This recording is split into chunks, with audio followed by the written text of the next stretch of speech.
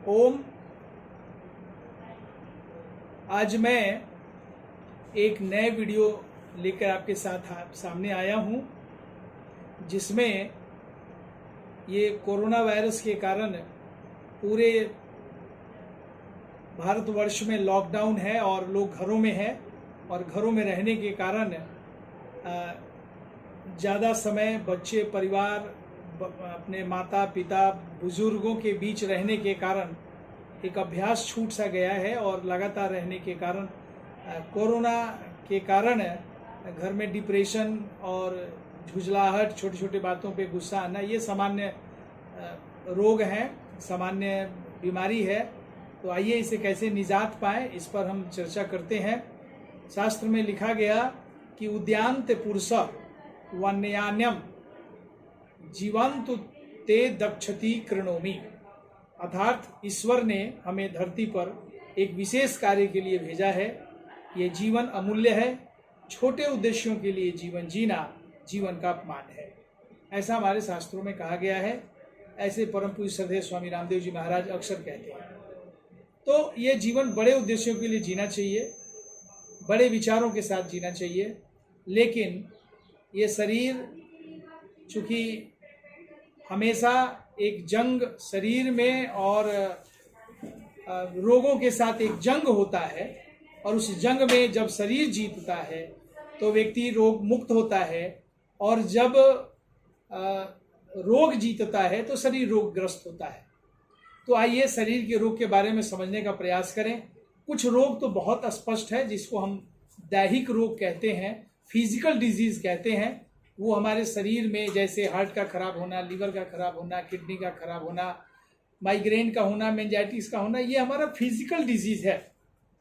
लेकिन मन बीमार होता है, मन के स्तर पे लोग बीमार होता है, जैसे पागल हो जाना, दौरे पड़ना, ब्रेन स्ट्रोक्स होना, ये मनोरोग है। लेकिन एक रोग भावना के स्तर का होता है, जिसको इमोशनल डिजीज कहते हैं।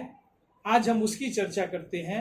घरों में रहने पर डिप्रेशन नहीं होगा, इमोशनल प्रॉब्लम्स हो सकते हैं।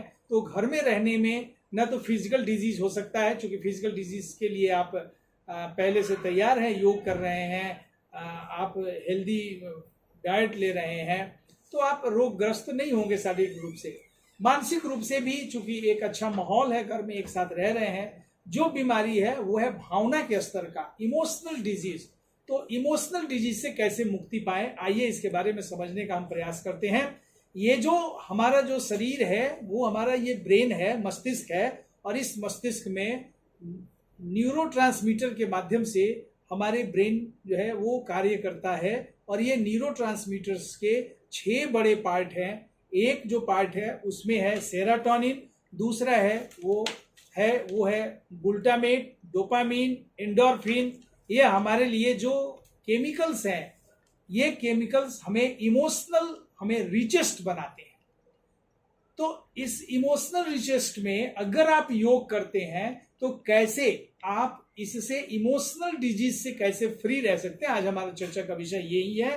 तो जो सेरोटोनिन है, ये हमारे जो है ये गुड फील हार्मोन्स है हमारे अंदर। ये हमारे इमोशंस और जो हमारे जजमेंट है, हमें जो जजमेंट जो हम लेते हैं, किसी काम का जो निर्णय लेते हैं, वो हम ले पाते हैं सेरोटोनिन के कारण। हमारे जीवन में शांति है, हम आराम से नींद ले पाते हैं, हमारी पाचन शक्ति मजबूत है। इसके पीछे जो मुख्य जो केमिकल्स है ब्रेन का, वो सेरोटोनिन है। दूसरा जो है वो है हमारा डोपामीन, जज्बा। हमारे जीने के लिए अंदर जज्बा होता है, वो जज्बा कहाँ से आता है? डोपामीन से आता है। आप देखते होंगे लोग मुरझा जाते हैं, लोग बोलते हैं ये हमसे हो नहीं सकता है। आप देखें लक्ष्मण को मेघनाथ ने तीर चला दिया, और तीर लगने के बाद लक्ष्मण जी बेहोश हो जाते हैं, और वहां सब लोग निराश हो जाते हैं। यहां तक राम भी निराश हो जाते हैं कि अब लक्ष्मण नहीं बचेंगे। लेकिन एक तरफ हमारे जो हनुमान जी हैं, वो आइकॉन है हम सबके, उन्होंने कहा कि इसको बचाने के लिए मैं सारे रात चल करके हिमालय जाकर के और वहां से मैं संजीवनी लेके आऊंगा। ये जज्बा कहां से आता है? ये जो हमारे अंदर जज्बा है वो डोपामीन के कारण आता है। फिर उसके बाद एंडोर्फिन, वो हमारे हार्ट को, हमारे हृदय की गति को सामान्य रखता है। फिर डोपामीन क्या करता है, डोपामीन हमारे मेमोरी को, मूड को अच्छा रखता है। हम कहते हैं मेरा मूड खराब है, अब मेरा मूड आज अच्छा नहीं है, इसका मतलब हमारे अंदर हमारे डोपामीन का जो केमिकल है वो कहीं ना कहीं, जो हमारे अंदर रसायन है वो उसका बैलेंस गड़बड़ हो रहा है। तो इनको बैलेंस कैसे रखेंगे, तो इसको बैलेंस, जैसे मान लीजिए मैं बात करता हूँ सेरोटोनिन का, ये सेरोटोनिन को बैलेंस करने के लिए, चूंकि इस सेरोटोनिन के ठीक रहने से हमें नींद अच्छी आएगी, सेरोटोनिन के ठीक रहने से हमारे भूख पर नियंत्रण होगा, हमें न कम खाने की इच्छा होगी न ज़्यादा खाने की इच्छा होगी, हमारे अंदर डाइजेशन सिस्टम अच्छा होगा, क्योंकि डोपामीन हमारे संबंध आंतों से होता है और डोपामीन बनता है वो जो मुख्य रूप से वो है हमारे अंदर एमिनो एसिड के कारण, और ये जो एमिनो एसिड है वो और ट्रिप्टोफैन, ये ट्रिप्टोफैन, ये दोनों मिलकर के निर्माण करते हैं सेरोटोनिन का। और एक हमारा प्रोटीन है, और आपको पता है प्रोटीन हमारे अंदर हमें प्राप्त होता है वो हमारे अखरोट खाने से, पनीर खाने से, तीसी खाने से जिसको अलसी कहते हैं, और ये जो सेट्रालिन है वो हमारे अंदर तैयार होता है। और ये जो है वो मुख्य रूप से ये कार्बोहाइड्रेट से आता है, जैसे अंकुरित गेहूं हुआ, मेथी हुआ, अनानास हुआ, जैसे आप ले सकते हैं सरसों तेल हो गया, राजमा हो गया, बादाम हुआ। इसको लेने से आप दिव्य मेधावटी ले सकते हैं, आप ब्राह्मी चूर्ण ले सकते हैं। तो ये चीजें लेने से, लेकिन मुख्य रूप से ये सेरोटोनिन अगर आप मजबूत करना चाहते हैं तो आपको अपने कपाल भाती पर ज्यादा जोर देना पड़ेगा। कैसे, आप श्वास को बाहर फेंकिए और पेट को, और अकुचन सकुचन के माध्यम से पेट को अंदर, जैसे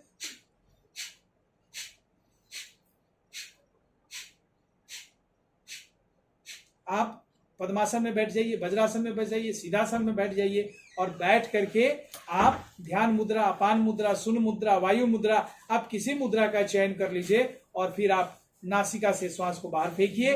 इससे आप देखेंगे कपाल भाती करने से आपकी पाचन शक्ति अच्छी होगी। आप जो भी भोजन करेंगे वो प्रोटीन, और वो प्रोटीन फिर एमिनो एसिड में, और फिर वो एमिनो एसिड आगे भोजन में, फिर भोजन कार्बोहाइड्रेट लेंगे आप, फिर वो से आपको ट्रिप्टोफैन जो है वो कन्वर्ट होगा। और इस केवल कपालभाति करने से और अनुलोम विलोम करने से, शवासन करने से, सेतुबंध आसन करने से, आपको पाद हस्तासन करने से, मकरासन करने से, मर्कटासन करने से, पवन मुक्तासन करने से आप देखेंगे आपके अंदर जबरदस्त लाभ होगा, और सेरोटोनिन बैलेंस होगा, डोपामिन बैलेंस होगा, एंडोर्फिन बैलेंस होगा, और आपको ये जो सामान्य भावनात्मक रूप से जो पहले जो शरीर बीमार होता है वो केवल भूख से, प्यास से, नींद से और वो इरिटेशन से, आप छोटी छोटी बातों से आपको गुस्सा नहीं आएगा, तो आप कपालभाति करें और रिच डाइट लें। रिच डाइट का मतलब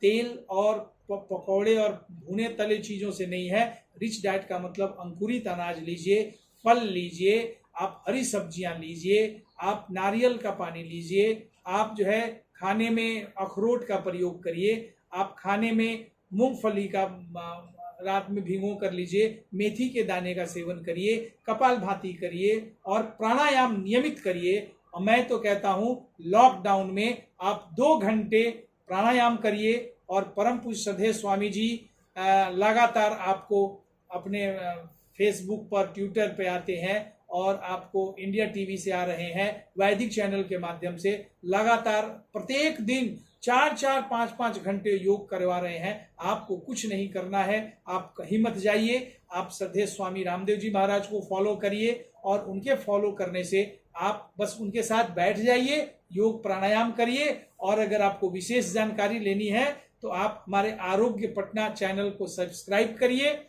और आप लाइक करिए, और इससे आप इस वीडियो को देखिए, लोगों को अधिक से अधिक तक फैलाइए। आप निश्चित तौर पर आप ये मनोभाव रोगों से, यही मनोरोग भाव, मनोभावना, इमोशनल डिजीज, बाद में फिर वो आपको साइकोसेमेटिक बन जाता है और ये मानसिक रोग बन जाता है, और यही मानसिक रोग फिर दैहिक रोग बन जाता है, फिजिकल डिजीज बन जाता है। तो आइए हम बीमारी के जड़ को, हम इमोशनल डिजीज को समाप्त करते हैं और ऐसे ही अपने जीवन को खुशहाल बनाइए और योग प्राणायाम के साथ जुड़िए, योग करिए, नियमित अभ्यास करिए, रिच डाइट लीजिए और आप जीवन को आनंद रूप से, आनंद पुरुषार्थ और धैर्य के साथ, पुरुषार्थ के साथ, एकाग्रता के साथ और जीवन को आप सफल बनाइए। धन्यवाद।